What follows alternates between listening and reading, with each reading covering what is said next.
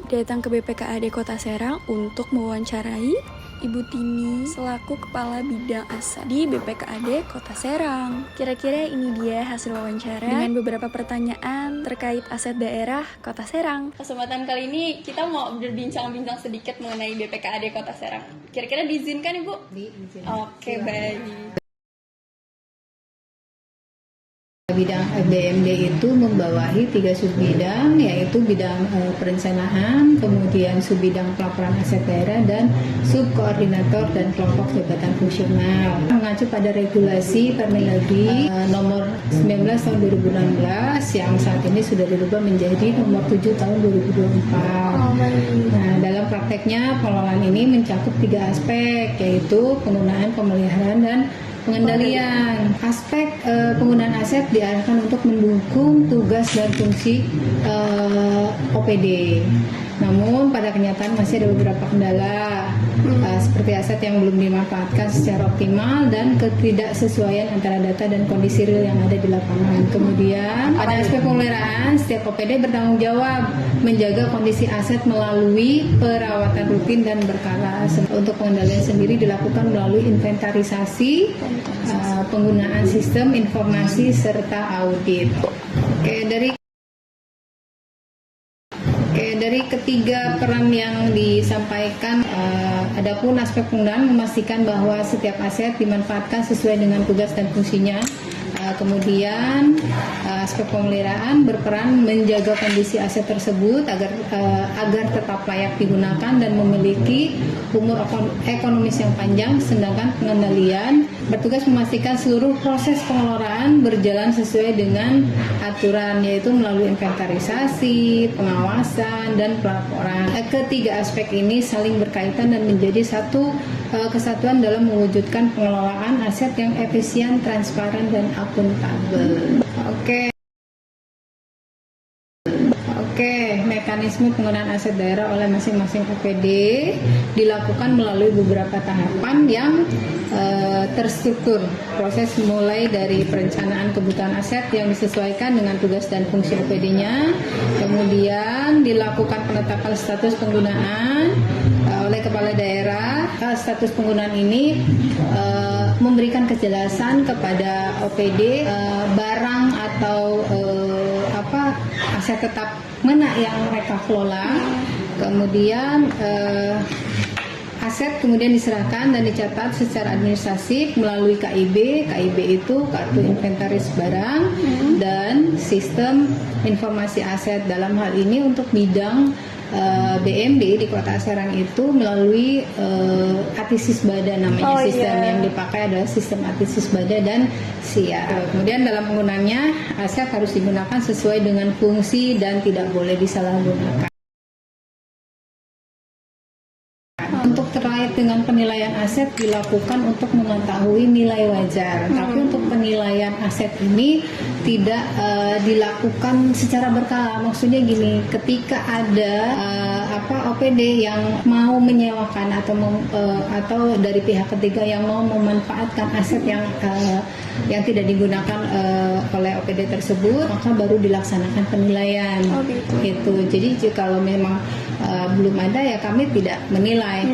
Kenapa hal itu dilaksanakan? Setiap tahun itu nilai bertambah. Kalau kita menilai misalnya di tahun 2025 kemudian baru digunakan di tahun 2027 atau 2028 ya, 2 tahun kemudian atau 3 tahun kemudian, itu kan akan berbeda nilainya. Makanya kita nilai sesuai dengan kebutuhan saja. Nah, setelah ada penilaian, kami bekerja sama untuk menilai dengan KPKNL. Kami bekerja sama dengan KPKNL untuk terkait dengan penilaian. Kemudian hasil dari penilaian tersebut kami laporkan kepada Pak Wali Kota dalam hal ini untuk dilaksanakan penetapan nilainya. Seperti itu. Nanti baru kemudian hasil penetapan nilai itu digunakan untuk misalkan sewa restoran ya, terus UMKM banyak ya kan, terus untuk olahraga juga banyak ada. Jadi ada beberapa aset-aset yang ada di Kota Serang itu yang digunakan oleh pihak ketiga ya untuk macam-macam tadi ya.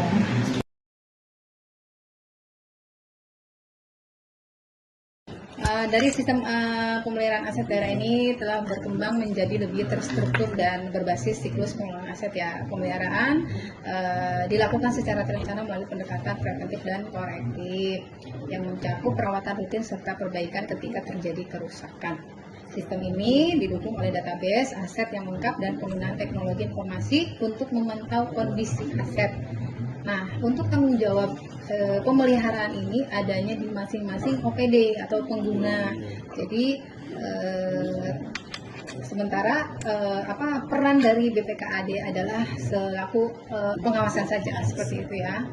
Nah, dengan sistem ini diharapkan pemeliharaan aset dapat dilakukan secara efisien, memperpanjang umur aset serta mengurangi beban anggaran di masa depan.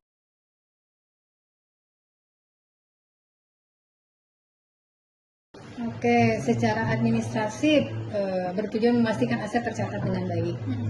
Jadi aset-aset yang digunakan oleh OPD itu dicatat di sistem analisis pajak.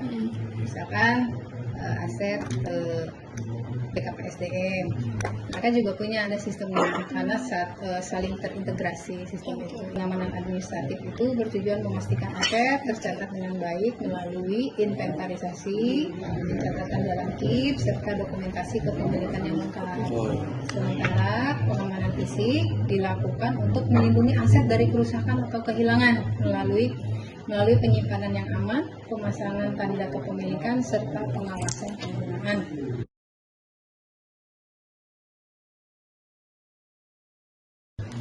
Oke, monitoring dan evaluasi aset merupakan bagian penting ya dalam pengendalian aset. Monitoring ini dilakukan secara berkala melalui pemantauan administratif dan fisik untuk memastikan data dan kondisi aset sesuai. Selanjutnya, OPD menyusun laporan berkala yang dijadikan dasar dalam proses rekonsiliasi dengan BPKAD. Nah, rekon ini dilaksanakan setiap 1 bulan sekali. Jadi ketika ada aset masuk dan keluar itu selalu tercatat. Jadi kan aset itu bukan cuma aset tetap ya, ada mesin ya, ada perlengkapan, ada peralatan banyak. Jadi semua itu harus tercatat dengan baik seperti itu. Kemudian tadi monitoring dan evaluasi ya. Evaluasinya dilakukan untuk menilai tingkat kepemanfaatan kondisi dan kelengkapan administrasi aset. Hasil dari evaluasi kemudian ditindaklanjuti dengan langkah seperti penertiban, pemeliharaan, penghapusan aset.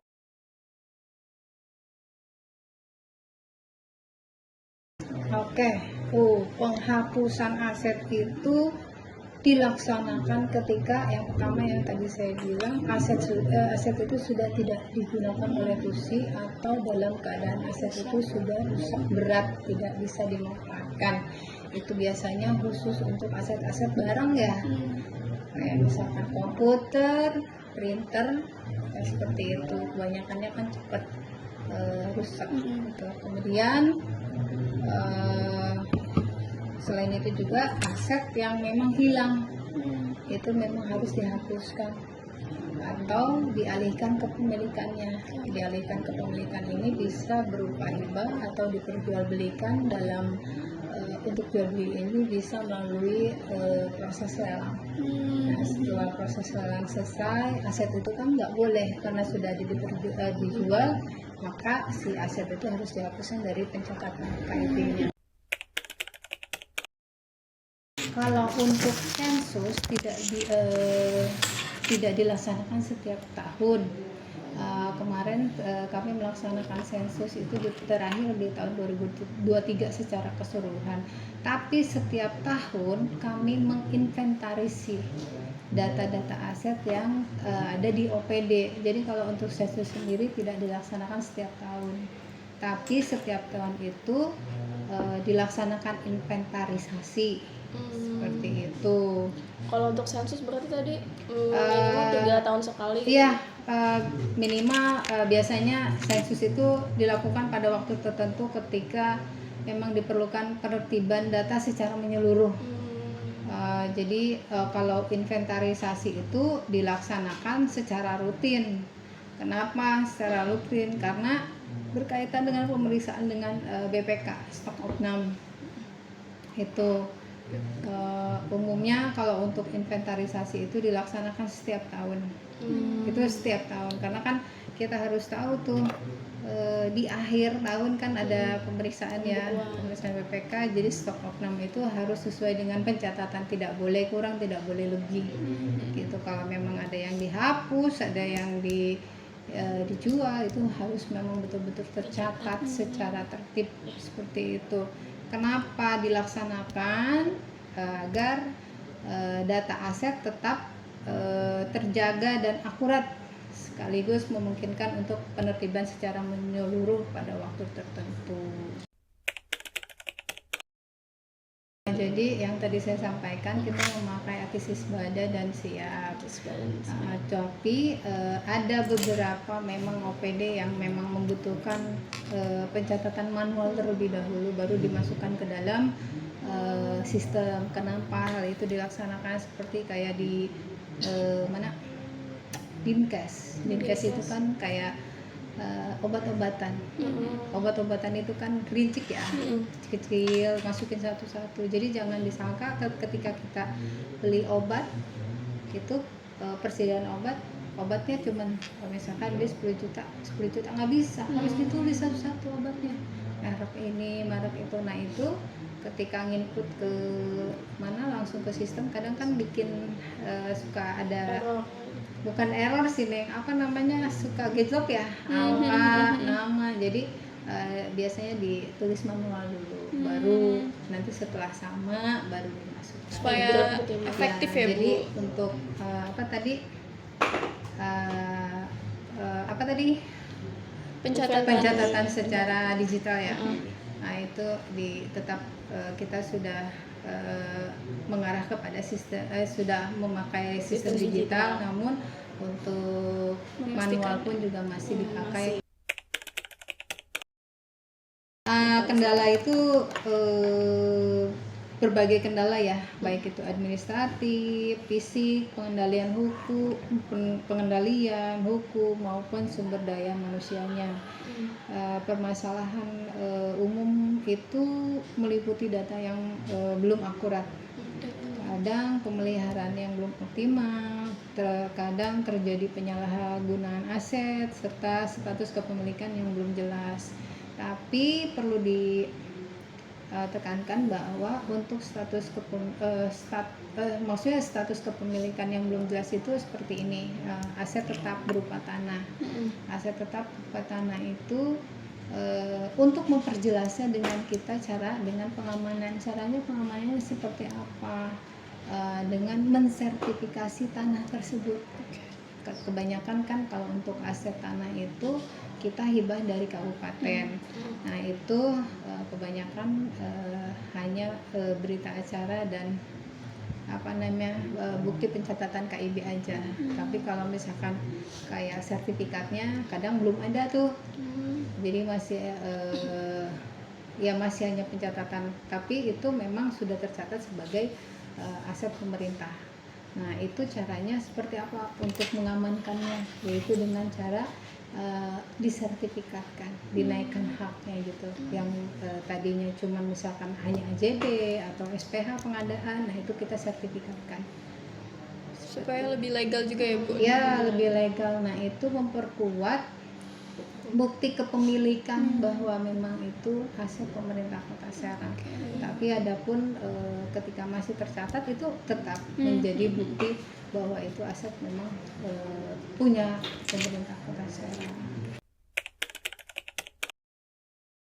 Untuk peningkatan pengelolaannya ya, upaya pengembangan pengelolaan aset diarahkan pada peningkatan kualitas sistem dan tata kelola. Strategi yang dilakukan meliputi digitalisasi sistem secara terintegrasi, kemudian peningkatan kapasitas SDM, pembendahan data dan dokumen, serta penguatan monitoring dan evaluasi. Selain itu, optimalisasi pemanfaatan aset dan penyederhanaan prosedur penghapusan juga menjadi fokus utama kami. Mudah-mudahan dengan langkah ini diharapkan untuk pengelolaan aset daerah dapat menjadi lebih modern, transparan, dan akuntabel. Oke, itu tadi obrolan seru kita bareng Ibu Tina selaku Kepala Bidang Aset BPKAD Kota Serang. Bener-bener banyak banget insight baru yang bisa kita ambil di wawancara kali ini. Dan kita mau bilang banyak-banyak terima kasih buat Ibu Tina yang sudah meluangkan waktunya. Dan juga buat kalian yang sudah nonton sampai habis. I really appreciate it. Semoga apa yang dibahas tadi bisa bermanfaat buat kita semua. Oke, thank you so much for watching and I'll see you in the next one.